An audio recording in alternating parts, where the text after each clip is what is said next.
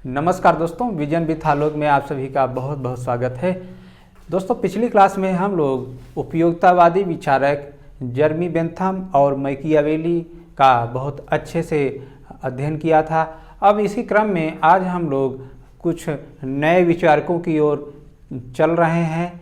वो विचारक जिन्हें हम पढ़ने जा रहे हैं वो आदर्शवादी विचारकों की कतार में आते हैं। दोस्तों, तो आदर्शवादी विचारक जिन्हें हमें पढ़ना है, उनको पढ़ने के लिए सबसे पहले हमें जानना जरूरी है कि आदर्शवाद क्या है। दोस्तों, आदर्शवाद को अगर हम देखें तो दो पार्ट में इसे डिवाइड किया जा सकता है, जर्मन आदर्शवाद और ब्रिटिश आदर्शवाद। जर्मन आदर्शवाद की आधारशिला दोस्तों कांट नाम के एक विचारक ने रखी थी। इन्होंने कांट ने आदर्शवाद में व्यक्तिवाद को मिलाने का कार्य संपन्न किया था। इसके बाद दोस्तों फिक्टे ने इन जर्मन आदर्शवाद के विकास में योगदान दिया, जबकि हीगल जो जर्मन दार्शनिक थे, इन्होंने आदर्शवाद को चरम पर पहुंचाने का कार्य किया। जबकि बाद में जब आदर्शवाद पर खतरा मंडराने लगा, आदर्शवाद के बाद उदारवाद का बोलबाला प्रारंभ हो गया। उस दौर में ग्रीन एक ऐसे विचारक हैं जिन्होंने आदर्शवाद को बचाने के लिए आदर्शवाद में उदारवाद का मिश्रण कर देते हैं और ब्रिटिश आदर्शवाद की आधारशिला रखते हैं। तो दोस्तों, इस तरह से ब्रिटिश आदर्शवाद के जनक ग्रीन महोदय माने जाते हैं, जबकि ब्रेंडले ने ब्रिटिश आदर्शवाद के विकास में योगदान दिया था। साथ ही साथ दोस्तों बोसांके ने ब्रिटिश आदर्शवाद को चरम पर पहुंचा दिया था।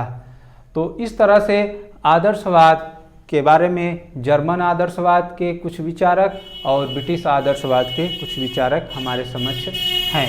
दोस्तों, आदर्शवाद की अगर प्राचीनता हम देखें तो यूनानी जो दार्शनिक हैं प्लेटो और अरस्तु, उनके विचारों में आदर्शवाद के लक्षण परिलक्षित होते हैं। जैसे यूनानी विचारक प्लेटो कहते हैं कि आदर्शवाद एक ऐसा सिद्धांत है जो कि जिसका निर्माण पर्वतों, चट्टानों, वृक्षों से नहीं बल्कि मानव की आत्मा से हुआ है।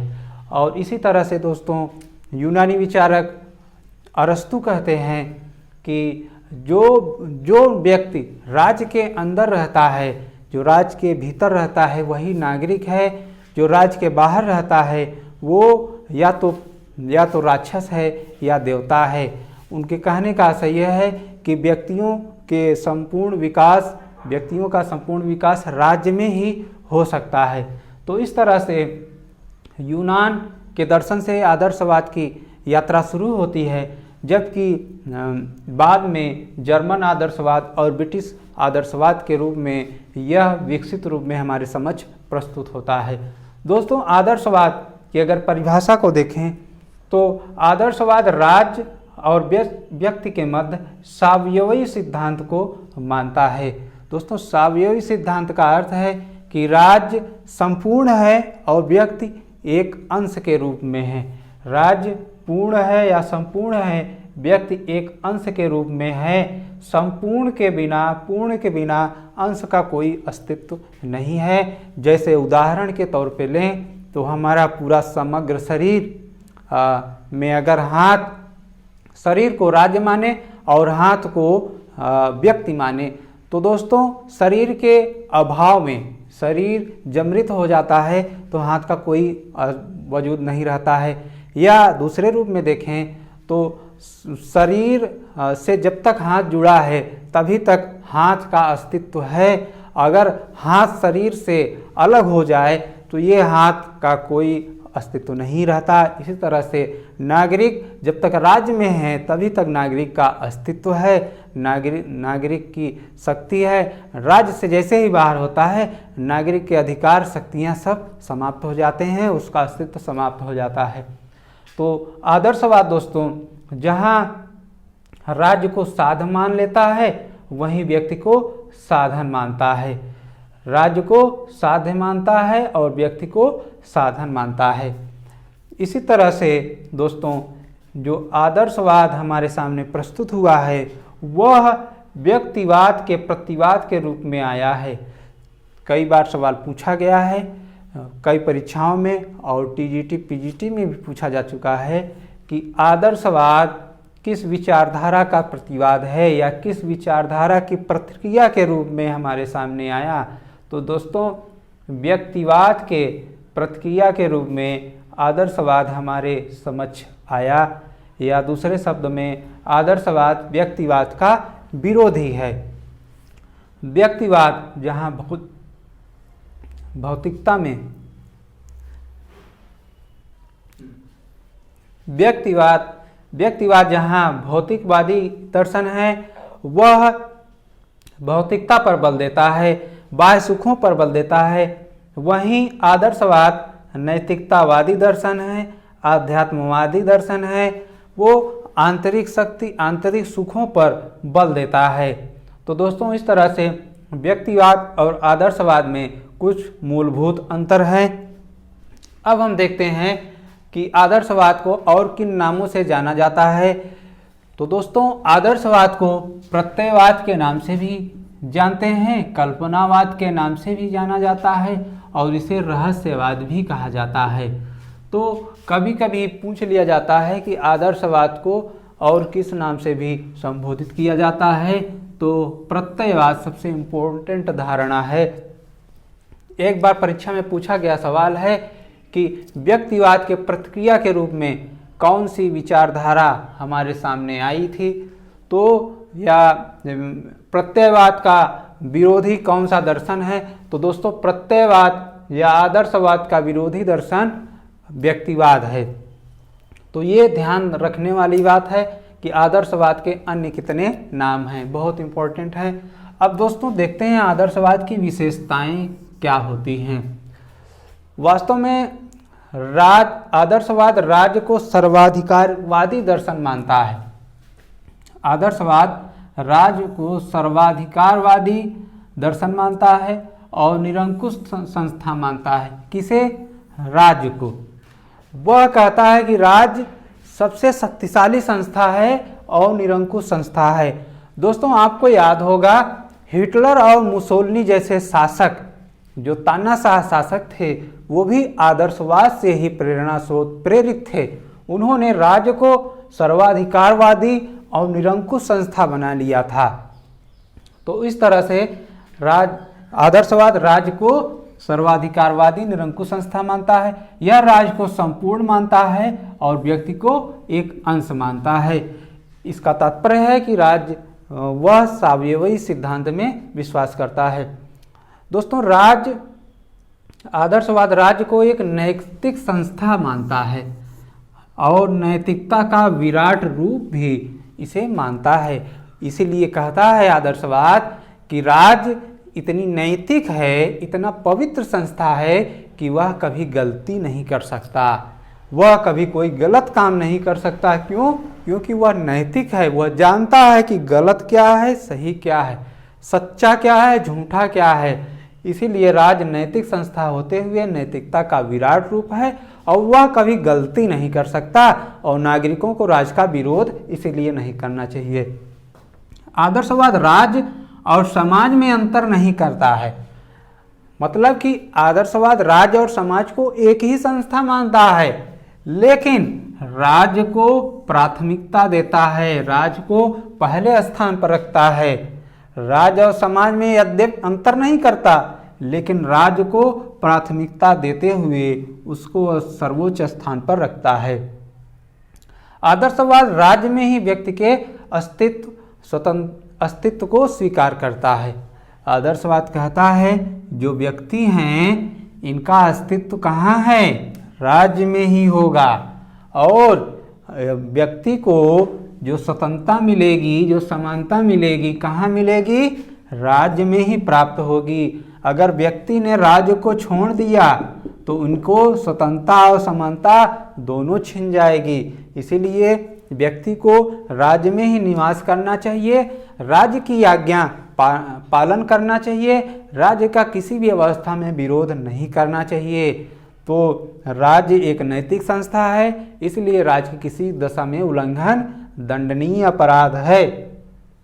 दोस्तों, आदर्शवाद के अगर प्रेरणा स्रोत के बारे में बात करें, कई बार पूछा गया सवाल है कि आदर्शवाद का प्रेरणा स्रोत कौन माना जाता है।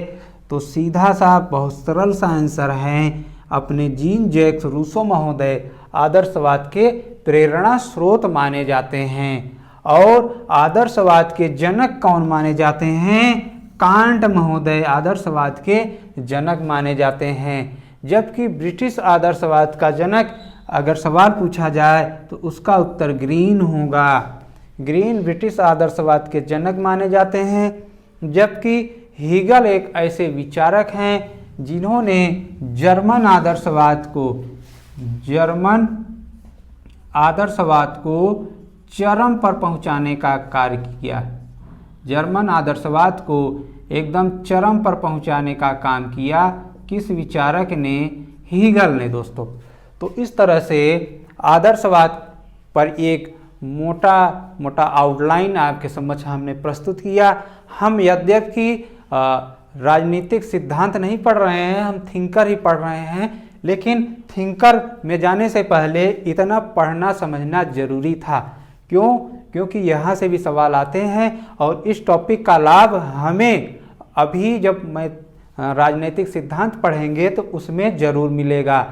तो अभी हम लोग एक महत्वपूर्ण विचारक के बारे में पढ़ेंगे। दोस्तों, पॉलिटिकल थिंकर में हम लोग आदर्शवाद के अंतर्गत इसमें सारे विचारकों का अध्ययन नहीं करना है, सिर्फ हमें कांट, हीगल और ग्रीन यही 3 विचारकों का अध्ययन करना है, पढ़ना है। टीजीटी पीजीटी में यही सवाल पूछे जाते हैं। तो इस कड़ी में हम पहले विचारक कांट हैं। कांट के बारे में आइए देखते हैं, पॉइंट वाइज इनके बारे में देख लेते हैं, क्योंकि जो सवाल आने की संभावना है लगभग इन्हीं बिंदुओं में आ सकता है, यहीं से आया भी है। दोस्तों, कांट एक ऐसे विचारक हैं जो राजनीति में नैतिकता के प्रवेश के पक्षधर हैं। सवाल पूछा जा सकता है कि कौन सा विचारक है जो राजनीति में नैतिकता को प्रवेश कराने का पक्षधर था, इच्छुक था। अगला पॉइंट है कि कांट ने दोस्तों व्यक्तिवाद को आदर्शवाद के साथ जोड़ने का प्रयास किया। यहाँ पे आपने देखा कि कांट ने व्यक्तिवाद को आदर्शवाद के साथ जोड़ने का प्रयास किया। इस तरह से आदर्शवाद को एक नया रूप दिया। दोस्तों, कांट ने साथ में राज्य के साथ व्यक्ति को भी महत्व दिया। राज्य के साथ राज्य को भी महत्व दिया और व्यक्ति को भी महत्व दिया। राज्य को महत्व देते हुए इन्होंने आदर्शवाद की वकालत की, जबकि व्यक्ति को महत्व देते हुए इन्होंने व्यक्तिवाद को समर्थन दिया। अगला बिंदु है कि कांट ने बाह्य स्वतंत्रता की अपेक्षा आंतरिक स्वतंत्रता पर बल दिया। कांट ऐसे विचारक हैं जो बाह्य स्वतंत्रता के बजाय आंतरिक स्वतंत्रता पर बल देते हैं। अगला बिंदु है कांट हृदय का स्थान मस्तिष्क से ऊंचा मानते हैं। कांट का कथन है कि हृदय का स्थान मस्तिष्क से ऊंचा है। अगला बिंदु लेते हैं, कांट रूसो की सामान्य इच्छा से बहुत प्रभावित थे। रांस कांट किससे प्रभावित थे? रूसो की सामान्य इच्छा से बहुत ही प्रभावित थे। दोस्तों, कांट की जो प्रसिद्ध किताब है the critique of pure reason, बुद्ध शुद्ध की मीमांसा के नाम से भी जानते हैं। ये कांट की किताब है, इसे ध्यान रखिएगा। दोस्तों, कांट युद्ध के विरोधी थे और विश्व शांति और वसुधैव कुटुंबकम की भावना पे विश्वास रखते थे। और दोस्तों, कांट का एक प्रसिद्ध कथन है कि कर्तव्यों के लिए होना चाहिए। कर्तव्य किसके लिए होना चाहिए? कर्तव्यों के लिए होना चाहिए।